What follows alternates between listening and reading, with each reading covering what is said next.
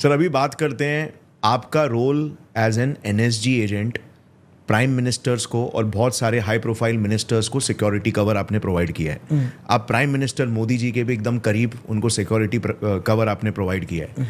और इवन हमने लाइव भी देखा है, जब भी किसी लीडर के असैसिनेशन का अटेम्प्ट किया जा रहा होता है तो लिटरली जो ऑफिसर्स होते हैं, जो एजेंट्स होते हैं, वो सीधा बुलेट के सामने कूद पड़ते हैं ताकि मेन लीडर को कुछ ना हो। बिल्कुल।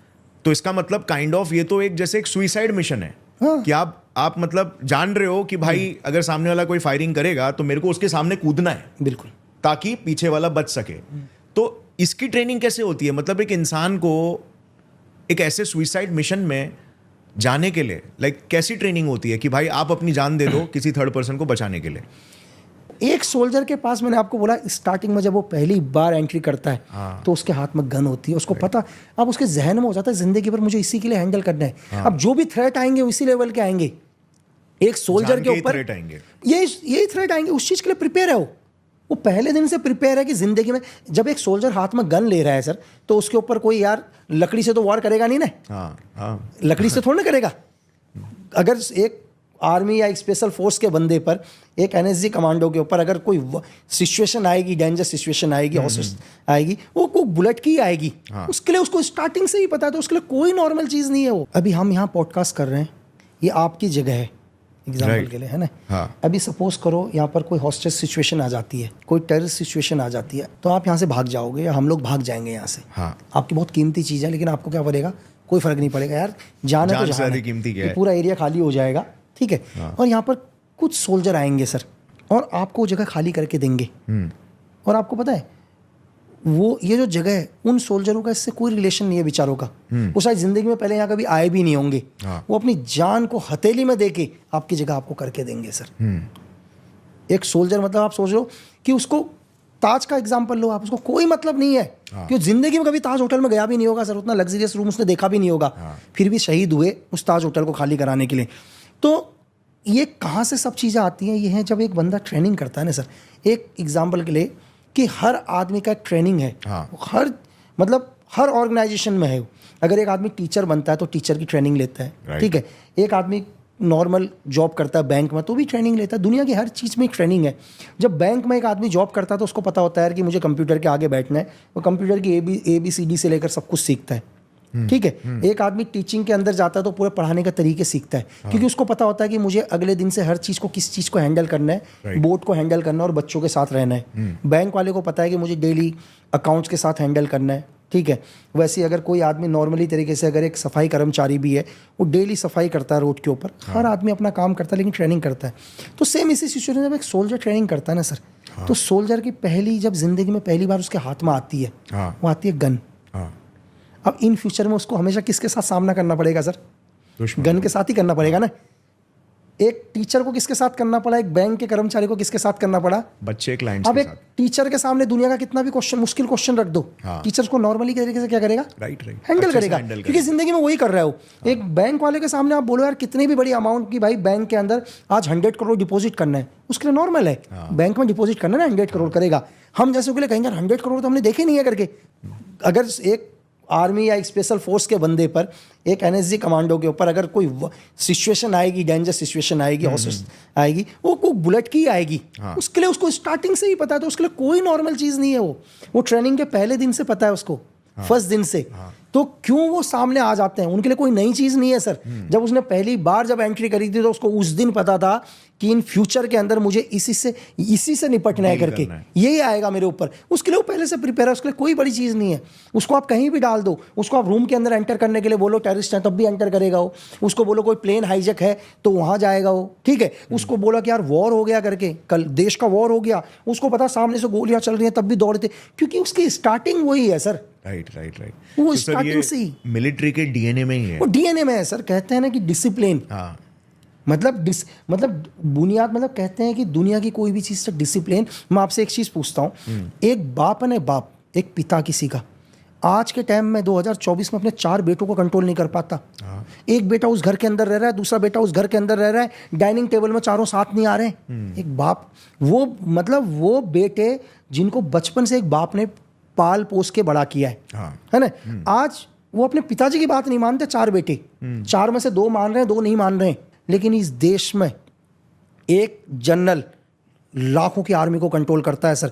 वो अगर सपोज करो सामने अगर 1 लाख की फोर्स खड़ी है और उसके सीनियर ने बोल दिया कि सावधान हो जाओ, वो सावधान रहेंगे, चाहे तूफान आ जाए, बरसात आ जाए, ओले गिरे, 2 लोग जमीन में चक्कर खा के गिर जाएं तो वो खड़े रहेंगे। ये होता है डिसिप्लिन सर। एक आदमी लाख लोगों को, करोड़ों लोगों को कंट्रोल कर सकता है सर। यहाँ एक फादर अपने 4 बेटों को कंट्रोल नहीं कर पा रहा। यही फर्क है सर डिसिप्लिन में। राइट। सर, प्राइम मिनिस्टर को एसपीजी कवर मिलता है, बाकी मिनिस्टर्स को अपना ये से एनएसजी कवर मिलता है, लाइक एनएसजी कमांडोज का।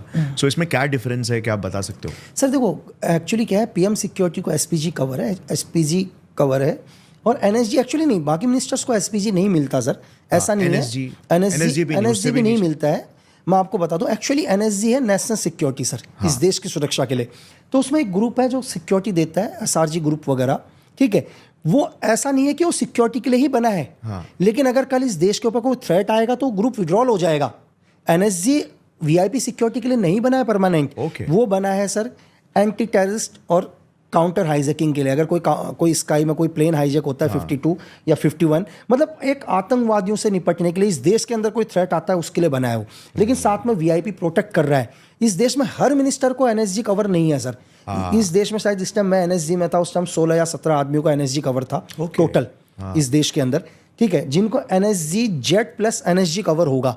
देश के हर मुख्यमंत्री को भी एनएसजी नहीं है सर, ठीक है, ऐसा नहीं है। मतलब जिनको आईबी को या आरएनडब्ल्यू को लगता है कि इस मिनिस्टर को बहुत थ्रेट है करके, ठीक है, दोनों को रिपोर्ट जाती है होम मिनिस्ट्री को और बोलते हैं कि ये जरूरी नहीं हो मिनिस्टर ही हो सर, वो एक ऑर्डिनरी आदमी भी हो सकता है, जिसके जाने से इस देश को नुकसान है, उसको भी एनएसजी मिल सकती है। ऐसा नहीं कि एनएसजी मिनिस्टर को ही मिलेगी। अगर इस देश को लगता है कि आप इस देश के लिए बहुत इंपॉर्टेंट हो और आपके जाने से देश को दिक्कत है करके, तो आपको भी एनएसजी कवर मिल सकता है। राइट। इसका एक उदाहरण मैं आपको देता हूँ।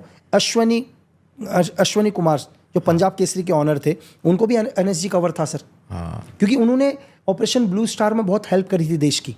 राइट। ठीक है, दोनों में क्या फ़र्क है सर? दोनों में फ़र्क क्या है कि एनएसजी क्या है ना सर, मैंने आपको बताया एनएसजी किस चीज़ के लिए बना है, नेशनल सिक्योरिटी के लिए। ठीक है, एनएसजी के अंदर क्या कौन आते हैं? डेपुटेशन आते हैं। एनएसजी अपनी खुद की कोई पेरेंट्स कंपनी नहीं है कि मैं बोलूँ कि एनएसजी पेरेंट्स कंपनी है। इस देश में जितने भी पैरामिलिट्री फोर्स और इंडियन आर्मी से एनएसजी में डेपुटेशन जाते हैं 3 इयर्स के लिए और 5 इयर्स के लिए, और अपना डेपुटेशन खत्म करने के बाद दोबारा अपनी पेरेंट्स यूनिट में चले जाते हैं। वो जिस भी यूनिट्स के होते हैं वापस चले जाते हैं, अपना 3 साल या 5 साल देते हैं। सो सिर्फ इसमें आर्मी से ही आते हैं? आर्मी और पैरामिलिट्री फोर्स दोनों से सर। पैरामिलिट्री फोर्स से भी आते हैं और आर्मी से भी आते हैं। मतलब आर्मी साइड से ही, और मतलब एयरफोर्स और वो साइड्स का इसमें कोई नेवी? नहीं, ओनली अभी आर्मी रखी है। जब तक मैं था तब तक आर्मी थी।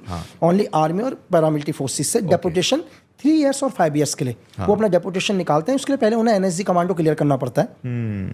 उसके लिए पहले उन्हें 3 मंथ की एक ट्रेनिंग होगी जिसको पास करना पड़ेगा। चाहे आर्मी से भी जाएगा बंदा तो उसको 3 महीने की ट्रेनिंग पास करनी पड़ेगी। जब वो पास होगा तभी डेपुटेशन रहेगा सर, ठीक है।